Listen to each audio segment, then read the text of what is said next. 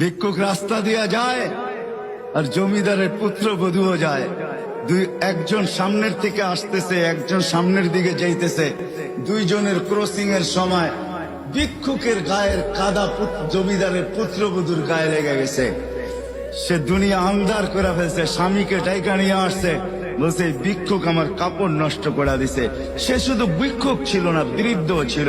বৃদ্ধ ছিল না শুধু, জীর্ণ ছিল, শীর্ণ ছিল। শরীরে কাপড় ছিল না, ফাটা চিরা কাপড় ছিল। পায়ে জুতা ছিল না, পেটে ভাত ছিল না। জমিদারের পুত্র সইতে পারে নাই, যৌবনী শক্তি সয়তো সয় কি কইরা তার স্ত্রীর গায়ে ভিক্ষুকের কাদা। বস সমগ্র শক্তিকে হাতে জমা করা, একত্র করা বৃদ্ধের গালে বসায়। বৃদ্ধ কিচ্ছু বলে নাই, শুধু উপরের দিকে তাকায় দুই তিনটা শব্দ উচ্চারণ করছেন। শব্দগুলা হলো ইয়া মাল্লাহ তারা হলো ওয়ুন, ও আল্লাহ চোখে দেখা যায় না। ও তারা কুল্লা শাই, তুই সব দেখিস। ফারা তারা মা বি, তুই কি দেখিস না আমার সাথে কি ঘটতেছে? এটা কি দেখিস না?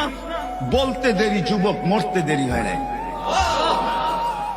জমিদার চলে আসছে, প্রতিশোধ নিবে।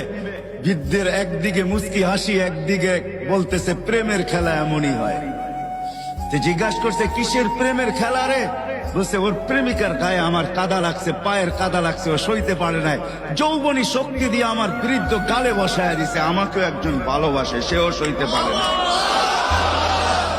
সেও সইতে পারে না। ও তো থাপ্পড় দিয়া ক্ষান্ত, সে জান নিয়ে নিছে, জান।